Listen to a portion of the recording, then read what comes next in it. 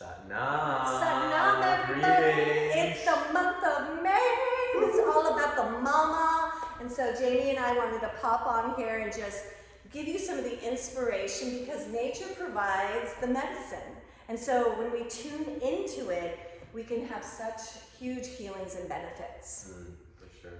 One of the things that I was just talking to Jamie about is in the month of May, it is the month of the mother. So we get to honor the feminine. And I really want us to think about nature. Like nature has it. They haven't screwed it up. You know, and one of the things is the big thing is the sun and the moon. That's why we do Mother's Day in May. May is the month of May is mother, and June is when the solstice is, and it's going to be the solar power, right? So when we think of the sun and the moon, where does the moon get her light, right? It's the sun. And the thing is, when we look at this, you know, we've all heard that the sun doesn't ever ask the earth, you know, for a thank you. It's just what he naturally does. He gives the moon the light. And she, in all of her magic, is sometimes full and shines all that he's given her, and sometimes she's going to keep a little back, you know, and only give a little sliver. And this gives her power to not only move the tides and make us dream by looking at her in the sky, but also she moves our emotions depending on where she is in the sky. And it is all because of this amazing relationship with the solar, the father energy. So when we step into this month, we really want to do things that will empower you. And this Sunday is Mother's Day. And we want to love you. We want to honor you. I'm so happy that you're here. Come hang out. It's going to be beautiful. Well, I'll be coming down with my granddaughters because I'm babysitting. But we always do a flower ceremony, and we always do our own kind of way. So we'll have that. But what are you going to talk about? What is the energy of Mother's Day for you in May? Yeah, no, this is really beautiful to be talking about the feminine, especially because she's love. You know, she is love. I mean, that's the essence of the mother. Unconditional love, compassion, tenderness. And the moon is our sense of safety, security. It's our feeling nature. Like you said, it changes, it fluctuates. But ultimately, it's so pure and it's love. But it's also embodied. The feminine is really the embodiment of spirit. The sun is really the epitome of spirit beyond creation, the transcendent nature of God, which they call Purusha in Vedic terminology, and the feminine energetic, the aspect of creation, the cosmic womb in which all of this is held, nature, change, duality, is Prakriti, that which changes. And so it's a beautiful dance, and Kundalini Yoga is such a perfect practice to engage with both of those polarities, because we all have both of them, and they're fundamental to life. And we get to work with each one of those within our own self, regardless of gender, regardless of if you have children or not. And psychologically, it's so important to have a healthy sense of, can I mother myself? How do I mother myself? How do I nourish myself? What makes me feel safe? And we do a lot of things in Kundalini Yoga that aggravates us and attacks us, and maybe, you know, stirs up the subconscious, which is also very much the moon. And so to be in a container and an environment where really we can heal and have that wholeness where the two can come together is a blessing. Such a blessing. When you were saying that, I think of the eye gaze when we look at the moon, and so the chin is the moon, the feminine. And when you think about that, most of the eye gaze is here and up, right? It's up into the upper chakras. It's connecting to the solar light. But when we do, and it's a difficult, it is a challenging eye gaze to look at the chin. And of course, you're not just at the chin. Your attention is going down, right? And so you're going down into the darkness of you, where we have our emotions. And like you said, so often in Kundalini, it's going to knock on that door. Like, what's going on in those emotions?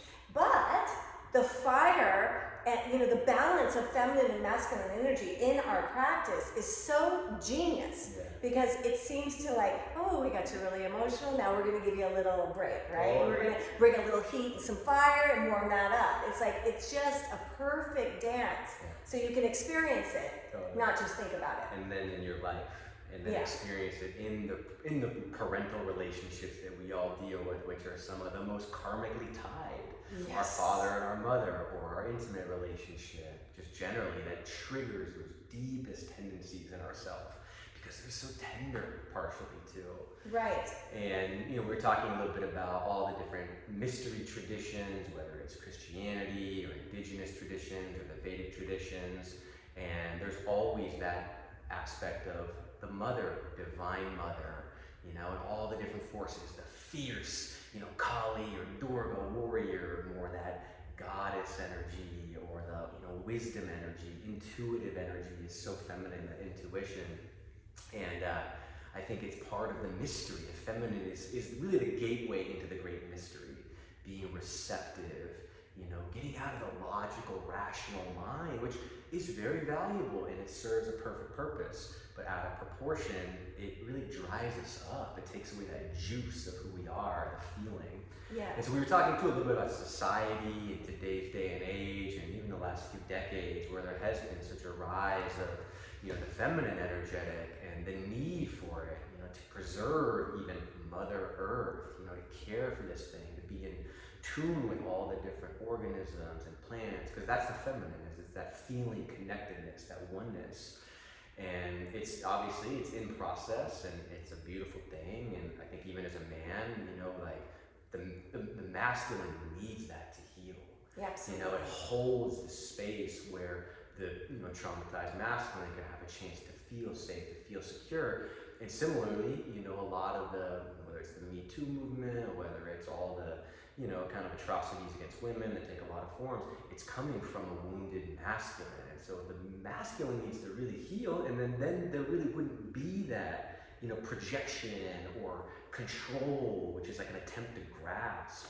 So it's just interesting watching it play out, in our world more and more subtly, but we all feel it, where there's just more consciousness, there's more awareness, there's more communication, vulnerability, and all of those things that, have been kind of clamped down for a long time. Absolutely, and I think we're at this amazing renaissance. Like, we've gone from bad to, like I think about my mother. My mom was a vice president of a bank, a single mom with 2 kids in the 70s. So that was so hard, so hard. And what happened though, because during that time, in the 60s, we got the pill, the liberation of women, but it wasn't really liberation. We've had a lot of things that told us, like even the slaves being, for Lincoln, it wasn't really freedom, right? And when we women got rid of it, wasn't really freedom. So we're all now at a time with healing the masculine and feminine, because what I saw with my mom was, then she had to do it all. She wasn't free. She had to be mom and dad, work hard, So we're at this time where we can come together. And like you said, one of the things is finding who is the mother inside for our soul, which is so, to me, it's our higher self. Ultimately, mom and dad, my mom and dad both passed away, and I didn't really get the memo. Oh, you're gonna need to mommy you, right? And then you might hear how your inner voice is, that it isn't affectionate, that it isn't forgiving. And then that's the work, right? That is the work. And that's why we do Kundalini. So that we can do these processes, and it's called the yoga of awareness. It just makes me, you, hopefully, us, aware of, ooh, there's a little owie over there. I'm gonna have to give some love to that. Yeah. So we hope you come to Mother's Day. We come know hang you out. will. It'll be fun. It'll be beautiful. You're building this thing. It's going good on We'll have a good Sundays. And then next Saturday, I'm going to do a women's circle. Amazing. So we're going to be actually dealing exactly with what you said, which I loved it. We're going to be doing inner child work and empowering our higher selves to be the mom we've always wanted. Amazing. Beautiful. Yeah. So come and see us. Happy Mother's Day to all the mothers. Happy Mother's Day. Happy Mother's Day. Sat Nam. Sat Nam.